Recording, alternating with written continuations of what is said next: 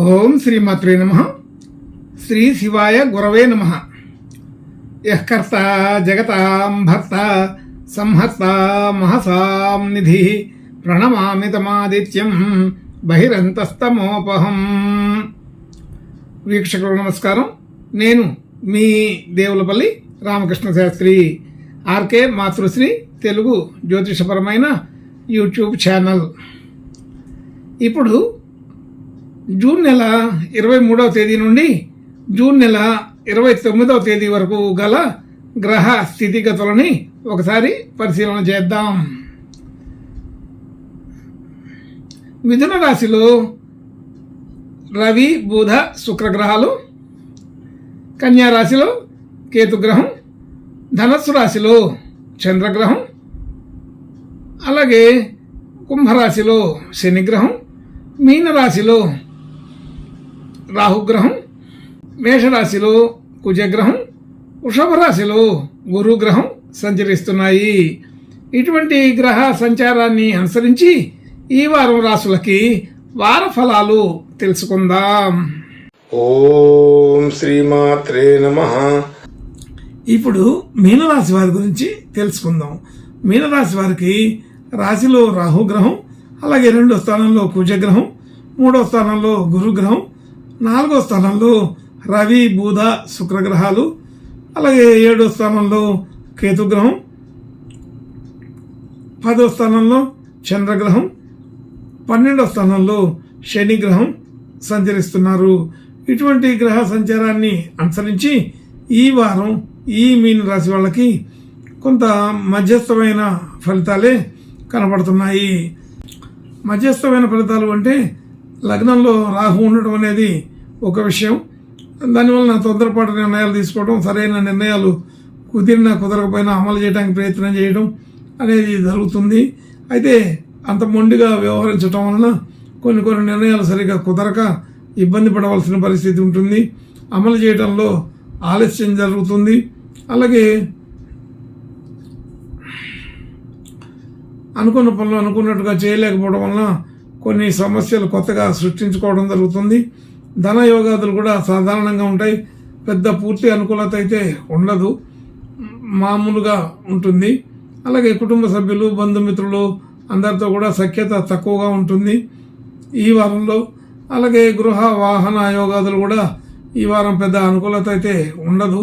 క్రయ విక్రయాది విషయాల్లో ఇబ్బందులు పడవలసిన పరిస్థితి వస్తుంది.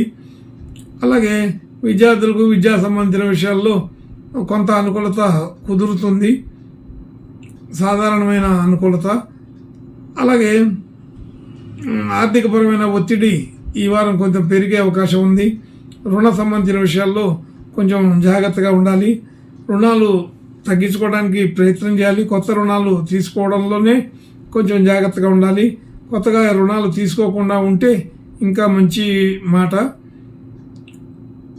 అలాగే ఆరోగ్య విషయంలో కొంత స్వల్పమైన ఇబ్బందులు వచ్చే అవకాశం కనపడుతుంది. ప్రయాణాలు చేయవలసి వస్తుంది. అలాగే ప్రయాణాల్లో కొన్ని సమస్యలు కూడా వస్తాయని అర్థమవుతుంది. ప్రయాణాల్లో బాగా జాగ్రత్తగా ఉండాలి. సొంతగా వాహనం నడిపే వారికి అంత అనుకూలత లేదు, కొంచెం జాగ్రత్తగా ఉండాలి. వేగ నియంత్రణ పాటించడం మంచిది. ఏదైనా జాగ్రత్తగా ఉండమని చెప్పబడుతుంది. అలాగే దూర ప్రయాణాలు సొంత వాహనం మీద వెళ్ళకూడదు. అవసరమైతే డ్రైవర్ని పెట్టుకొని వెళ్ళడం మంచిది. అలాగే భాగ్యస్థితి వృద్ధి అవుతుంది.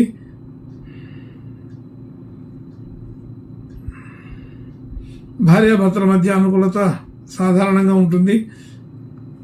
అది ఎక్కువగా ఇబ్బంది ఉండదు.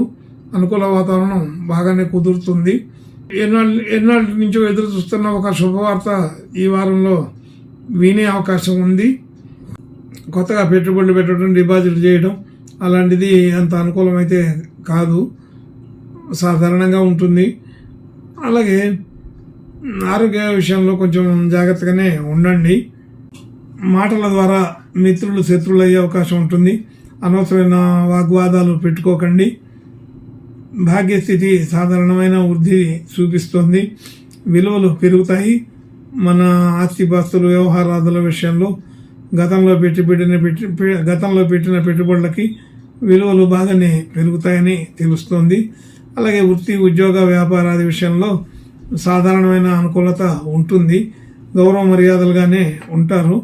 అయితే వృత్తి ఉద్యోగ వ్యాపారాది విషయాల్లో ప్రమోషన్లు ట్రాన్స్ఫర్లు జరిగే అవకాశం ఉంటుంది. మనం అనుకున్న విధంగా అనుకున్నట్లుగానే మనకు కావాల్సినటువంటి ట్రాన్స్ఫర్లు జరిగే అవకాశం ఉంటుంది. ఇబ్బంది అయితే ఉండదు. అలాగే మనకు రావాల్సిన కీర్తి గుర్తింపు గౌరవాన్ని కూడా ఈ వారం కలిగే అవకాశం బాగానే ఉంది. అయితే అన్ని రకాల విషయాల్లో కూడా ఈ మీనరాశి వాళ్ళకి బాగా అనుకూలంగానే ఉంటుంది. ఖర్చులు కొంత అధికం అవుతాయి. అనుకోకుండా కొన్ని ఖర్చులు చేయవలసి వస్తుంటుంది. అలాగే కుటుంబ సభ్యుల కోసం కొంత ఖర్చులు చేయవలసి వస్తుంది. అలాగే తీర్థయాత్రలు దైవ దర్శనాలు మొదలైన విషయాల్లో కూడా అనుకోకుండా కొన్ని ఖర్చులు చేయవలసి వస్తుంటుంది. ఇలాగా ఖర్చుల విషయంలో తెలియకుండానే 1-2 కొత్తగా చేరుతుంటాయి. సాధారణమైన విషయాలు అయినప్పటికీ కూడా అదనపు ఖర్చులుగా భావించవలసిన పరిస్థితి కొన్ని వస్తూ ఉంటాయని చెప్పబడుతుంది. అయితే మొత్తం మీద ఈ మీనరాశి వాళ్ళు ఈ వారం కొంత అప్రమత్తంగానే ఉండాలి. ఇంకా మంచి శుభ లక్షణాలు ముందు చూడగలుగుతాము. గ్రహస్థితులన్నీ కొంత మార్పులు జరగబోతున్నాయి. అయితే ఈ వారం మాత్రం కొద్దిగా కఠినంగానే ఉంటుంది. సాధారణ ఫలితాల కిందనే తీసుకోవాల్సిన పరిస్థితి ఉంటుంది. ఇంకా మంచి శుభ లక్షణాలు కలగడం కోసం ఈ మీనరాశి వాళ్ళు ఈ వారం సుబ్రహ్మణ్య స్వామి ప్రార్థన నమస్కారాలు చేసుకుంటే బాగా అనుకూలంగా ఉంటుందని తెలుస్తోంది. శుభం భూయాత్. ఓం శ్రీమాత్రే నమః.